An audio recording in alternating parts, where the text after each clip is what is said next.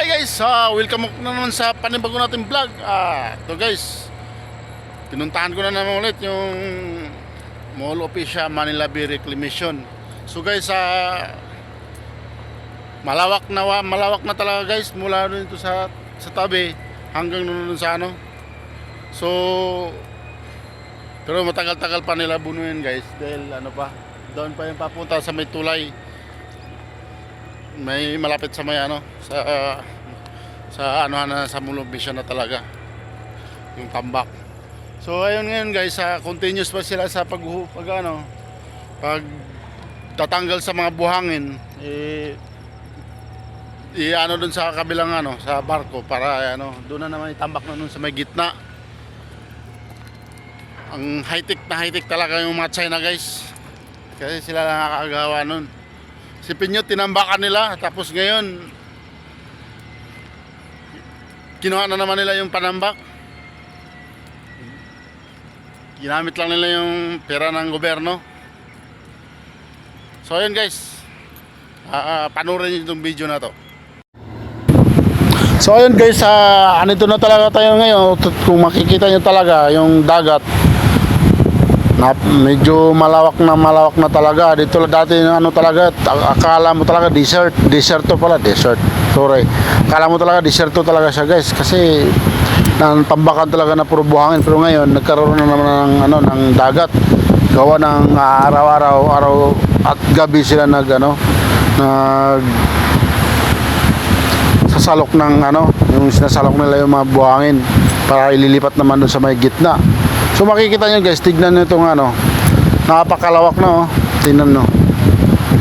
Malawang nito guys, marami na naman sasawayan yung mga guard ng CCP sa Cultural Center of the Philippines, kasi nakabase sa kanila yan, sila nagbabantay ngayon. Kung makikita nyo yan, pag binuksan na yung yung pader na yan, may tendency na dudumugin na naman ng tao, mga bata, para maliligo sila dyan. So ito guys, so nakita nyo guys, nagpa-picture na naman ako ulit para makita yung mukha ko at saka makita yung barko na yan. Ito, tingnan nyo guys, nagpapakit-kit din ako niyan. Kahit na hindi naman makit, purag bukag, pero makikita nyo talaga, nagpapakit talaga kasi para makita yung dagat sa mga paligid, sa side ng kung gaano siya kaganda tignan. Kung mapapansin nyo talaga, so ito, tingnan nyo, napakalayo na talaga. Ito, yun. Papunta na ng papunta ng unahan ng Sofitel, yun sa former Gloria Maris. Doon yan, tapos yun doon. Doon. Ay, kung naman, papunta na naman sa may tulay. Doon banda malapit sa Mall Officia. Yan. So, di ba guys, nakita nyo talaga, at saka wala nang mga bato. Nakikita nyo dyan, pumalit, puro buhangin. Paganda na talaga tignan. So may talaga na balang araw, dami na naman maliligo dyan.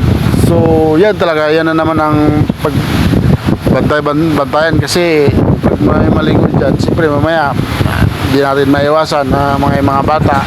So kailangan talaga, dapat sana wala na maligo muna, dahil bawal talaga.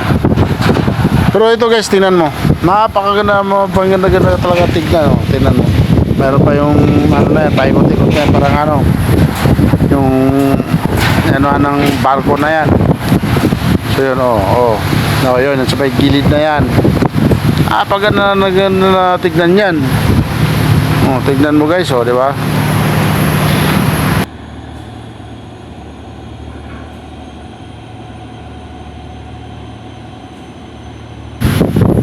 So guys, if you like this video, don't forget to subscribe my YouTube channel, Jun Inte Official Vlog. So guys, wag kayong sa mga video ko. Lagi nyo panoorin to guys, dahil ako lang nakakapag-video nito na nakikita nyo na updated dyan sa ginagawa na yan, kasi ang iba din na nag-video dyan, ako na lang guys. So ngayon, lagi nyo yung abangan yung mga upload ko.